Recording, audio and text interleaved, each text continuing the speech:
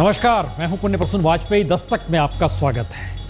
कल दीपावली है और शायद इस देश में पहली बार एक ऐसा मौका होगा जिस वक्त दीपावली के दिन प्रधानमंत्री कश्मीर जा रहे हैं। वह भी दीपावली का दिन जरूर है, लेकिन मलहम लगाने के लिए।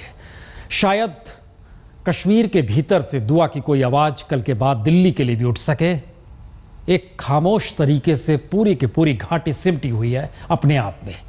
इस दौर में किस राजनीतिक दल ने, किस नेता ने कैसे झांका, यह तो दूर की गोटी है, लेकिन प्रधानमंत्री मोदी ने तय किया दीपावली के दिन, तो इसके कई मायने हैं। आइए जरा आज समझने की कोशिश करें कि वाकई घाटी की कैसी स्थिति है जिसमें एक दिया जलाएं यह शब्द कहा जा सकता है। क्योंकि कई शब्दों के साथ एक सवाल यह भी है कि घाटी जिस तरीके से घायल है उसमें मलहम दिल्ली का जरूर चाहिए। शुरुआत कहां से की जाए? शुरुआत दरअसल कई तरीके से घायल घाटी में एक दौर आतंक का भी था और अब शायद झेलम के पानी से टूटे हुए कश्मीर का भी है। आइए वहीं से शुरुआत करते हैं।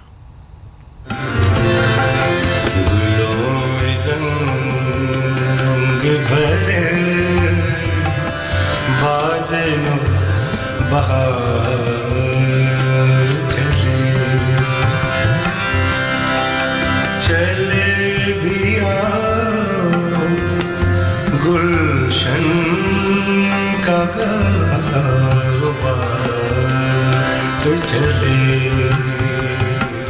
इस पुल के पीछे श्रीनगर का पुराना शहर है जिसने सिर्फ जख्म दिए। सिल्वर स्क्रीन पे भी फिल्म हैदर के जरिए कश्मीर में 25 साल पुराने जख्म एक बार फिर दिखाए गए। दिल की गर सुनूं तो है, दिमाग की तो है नहीं।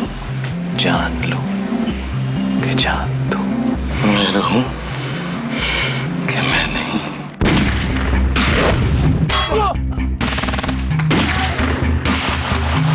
फिल्म हैदर में 20 साल पहले कश्मीर के जिन गांवों को दर्शाया गया है वो कहानी शहर के इसी हिस्से की है। श्रीनगर शहर वैसे भी झेलम के दोनों किनारों पर आबाद है। इलेक्शन लड़ रहा, किस लिए? पूछना किस लिए? अपने भाई के लिए। आप इलेक्शन लड़ने का इंतजार कीजिए चाचा, मेरी लड़ाई तो शुरू।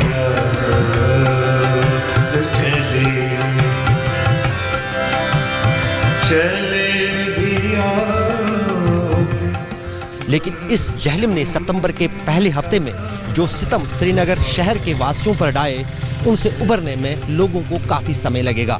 देश के प्रधानमंत्री नरेंद्र मोदी भी लोगों को मरहम देने के लिए श्रीनगर तो पहुंच रहे हैं, लेकिन क्या उनके आने से कश्मीर में इन गांवों पर कुछ मरहम लगेगा? नहीं, वो हमारे लिए नहीं आया। वो खाली फौज के साथ दिवाली बनाने आया। अगर वो हमारे लिए आता था वो ईद के दिन आता था। वो अब आया जब दिवाली है कल, है ना, इसीलिए वो कल आया। वो हमारे लिए नहीं आया, वो फौजियों के लिए आया। लेकिन जो बाढ़ के जख्म है शायद वो उससे भी कहीं गहरे हैं, जो उतने दिखे नहीं। शायद उनको उबारने में मोदी को काफी पहल ही नहीं करनी पड़ेगी, बल्कि साथ ही साथ देश को कश्मीर के साथ खड़ा होना पड़ेगा। कैमरामैन रूफ अहमद के साथ अशरफ पानी।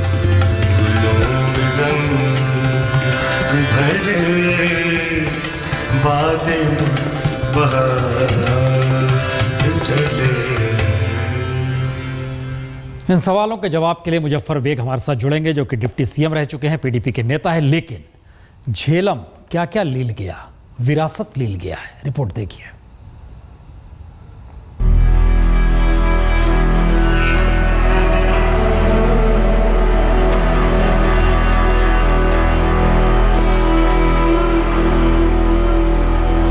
झेलम के इस पानी ने कश्मीर की विरासत को डुबोया, स्मृतियों को भुलाया, पहचान के हर हुनर को खत्म कर दिया, दस्तावेज और सांस्कृतिक स्मृतियों को भी नुकसान पहुंचाया। सभी अमूल्य थी, विश्व में इनकी कीमत की कोई सीमा नहीं थी। पेंटिंग्स हो, पांडुलिपियां हो, पेपर मशीन हो, पश्मीना समेत कोई भी नायाब चीज झेलम के पानी से बच ना पाई। 600 बरस पुरानी शारदा लिपि के दस्तावेजों को तो सबसे ज्यादा नुकसान पहुंचा। जम्मू कश्मीर अकादमी ऑफ आर्ट, कल्चर और लैंग्वेज में भी बाढ़ के पानी ने सैकड़ों नायाब दस्तावेजों को नुकसान पहुंचाया है। बाढ़ ने राधा सीरीज की पेंटिंग्स और कश्मीर के जाने माने कवि मजहूर की मजहूर डायरीज को भी अपने चपेट में ले लिया। तो क्या कश्मीर का खजाना खाली हो गया?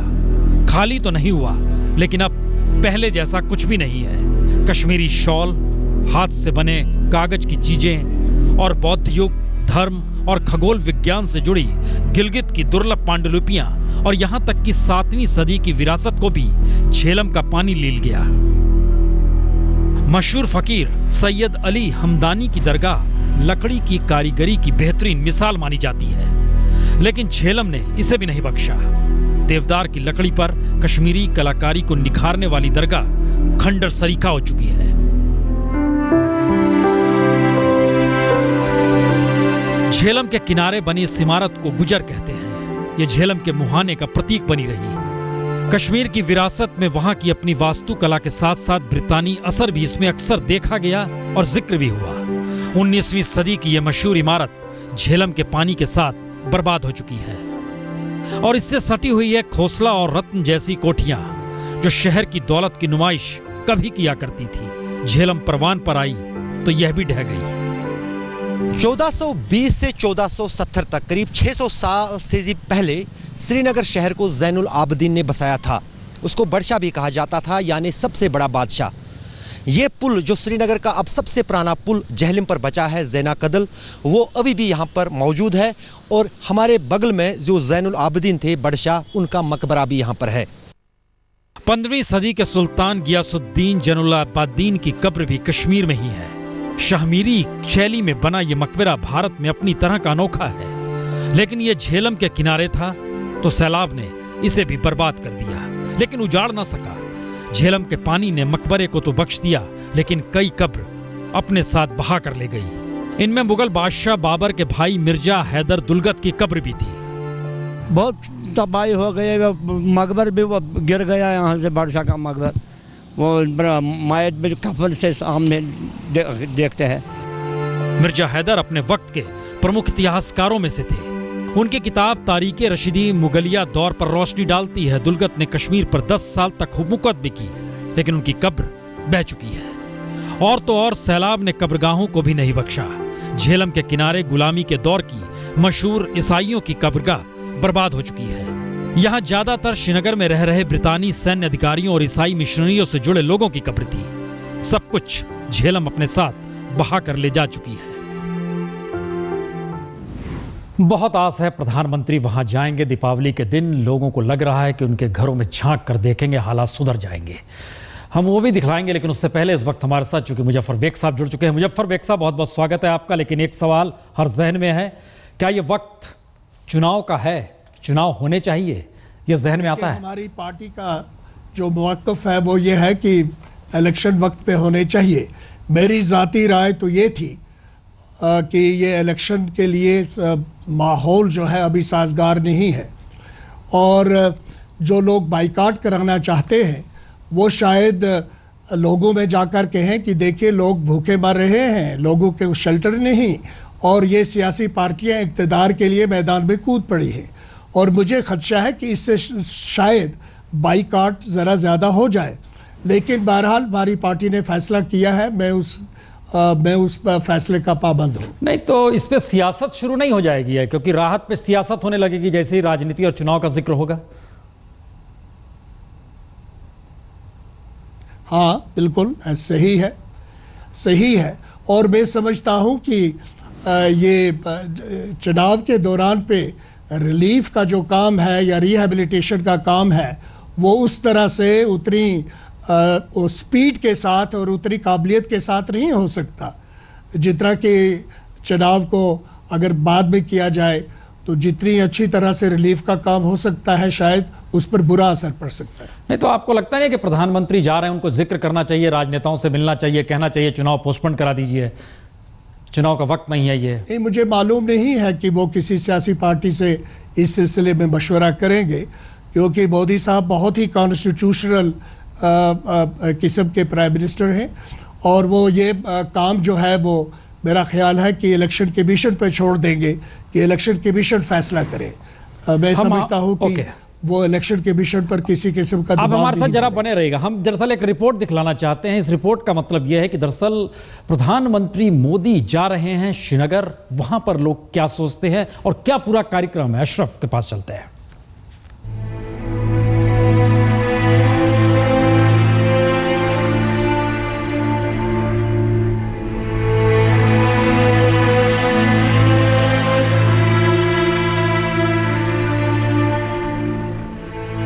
का ये राजभवन है और यहाँ पर देश के प्रधानमंत्री नरेंद्र मोदी की दिवाली के दिन श्रीनगर यात्रा को लेकर इंतजामात हो रहे हैं। फिलहाल अभी तक जो देखा गया है, यहाँ पर हम देख सकते हैं कि कहीं ना कहीं व्यवस्था में सरकार और प्रशासन और सिक्योरिटी अमला जुट गया है और अब ये कोशिश की जा रही है कि जो कल प्रधानमंत्री का यहाँ पर कार्यक्रम है वो किस तरह से सफल हो जाए। क्या दिवाली मनाएगा हम लोग उसका साथ, जब घर नहीं तो दिवाली कैसे? ईद हमारा था, बड़ा ईद वो नहीं मनाया तो दिवाली क्या मनाएगा? अब कुछ सोचे ना, मिनिस्टर सब आएगा वो देख लेगा दिवाली है कि क्या है। यहाँ पर राजभवन में ही जो है कुछ बाढ़ प्रभावित लोगों को जमा करने की कोशिश की जाएगी अलग अलग इलाकों से, पूरे घाटी से, ताकि उनके साथ जो है जो उनका दुख दर्द है उसको प्रधानमंत्री उनके साथ मिलकर बांट सके। अब ठीक है, आ रहे हैं, अगर आ रहे हैं तो ठीक है, कुछ दें, हमारे को राहत मिले तो बात है, वरना आना फिर सिर्फ कहना, बातों से दिल बहलता है, लेकिन बातों से हकीकत चेंज नहीं होती।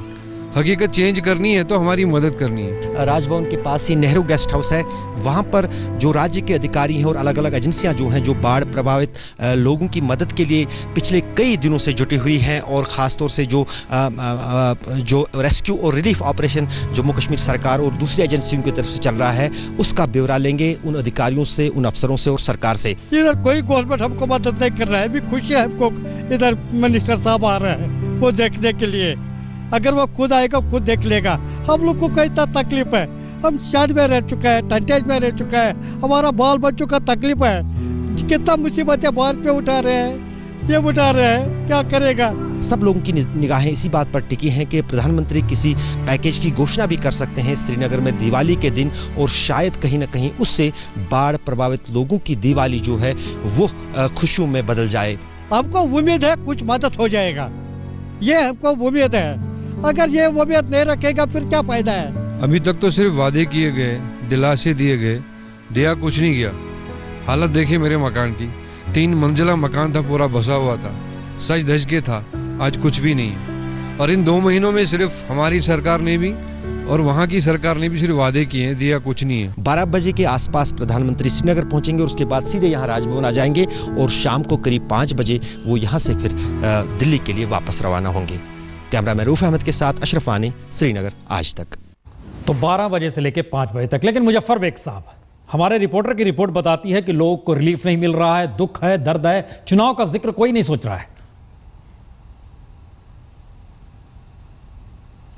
ये जो आपके रिपोर्टर कहते हैं वो सही कहते हैं कि जो रिलीफ बाहर से आ भी रहा है, जो भारत देश के मुख्तलिफ NGOs या जो कंसर्न सिटीजन शहरी है वो रिलीफ भी अच्छी तरह से बांटा नहीं जा रहा है।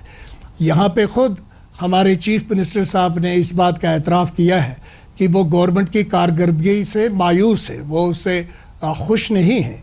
तो मैं समझता हूँ कि ज़ाती तौर पर ये मेरी ज़ाती राय है, क्योंकि मेरी पार्टी का फैसला अलग है। मेरी ज़ाती राय तो यही थी कि इस वक्त सारे तमाम सियासी जमातों को, NGOs को और दूसरे लोगों को भी ज़्यादा जो है अपनी ताकत और अपना वक्त लोगों को मुश्किल से निकालने के लिए सरफ होना चाहिए। तो प्रधानमंत्री लेकिन यहाँ जमहूरियत है जी, पार्टी की जो अक्सरियत की राय है जी हमारी, वो यही है कि इलेक्शन वक्त पे होना चाहिए। नहीं तो प्रधानमंत्री वहां क्या सोच के जा रहे हैं, उनके जहन में क्या होगा, खबर बन जाए।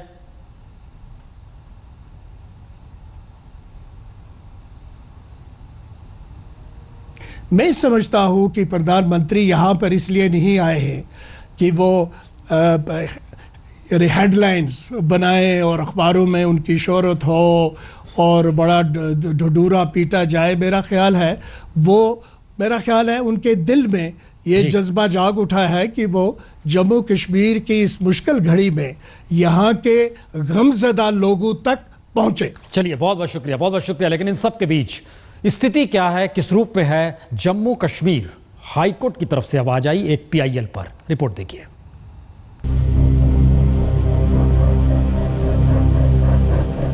इस टेंट में सर्दी कटेगी कैसे? जहां ठंड में पानी जम जाता हो, वहां बढ़ती सर्दी के साथ झेलम में सब कुछ गंवा बैठे 1 लाख परिवारों के लिए J&K सरकार ने क्या सोचा है? यह सवाल कल ही जम्मू कश्मीर हाईकोर्ट ने पूछा और उमर अब्दुल्ला सरकार ने जवाब देने के लिए वक्त मांगा तो अगली सुनवाई 3 नवंबर को होगी।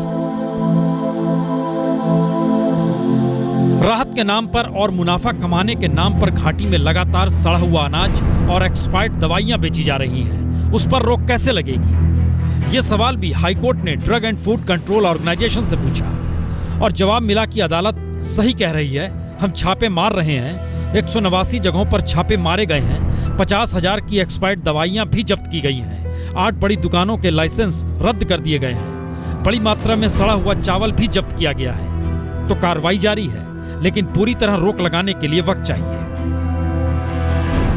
7 सितंबर के बाद से स्कूल बंद हैं, कॉलेज खुले नहीं, प्रतियोगी परीक्षाएं भी नहीं हो रही। बच्चों का भविष्य क्या है? यह सवाल भी जम्मू कश्मीर हाईकोर्ट ने सरकार से पूछा तो स्कूली बच्चों को बिना परीक्षा दिए मास लेवल पर पास कराने का सुझाव भी निकल कर आया, जिससे बच्चे दबाव मुक्त हो जाएं। लेकिन बाकी सवाल अनसुलझे रहे। जाहिर है ये सारे सवाल कश्मीर के मुश्किल हालात में कहीं ना कहीं दिल्ली की तरफ भी देखते होंगे और चाहते होंगे कि वहां से भी कोई राह निकले। और शायद इसीलिए दीपावली या चुनाव का जिक्र किए बगैर प्रधानमंत्री अगर रास्ता निकालते हैं तो घाटी की दुआ दिल्ली तक भी आएगी। इससे इनकार नहीं किया जा सकता। डिपेंड करता है उनका एजेंडा क्या है। अगर उनका एजेंडा ये है कि कल को इलेक्शन यहाँ है और बीजेपी की हुकूमत बनानी है तो हमको कोई उसमें इंटरेस्ट है नहीं। अगर उनका एजेंडा ये है कि हम आके लोगों की मदद करें और कश्मीरियों की बहाली के बारे में सोचें और जो हालात यहाँ पैदा हुए हैं उनके बारे में कुछ करें तो he is more than welcome. जी श्रीनगर पहुंच जाएंगे, 20 सेकंड का वक्त है। सुनते चलिए, देखते चलिए क्या हालत है घाटी की।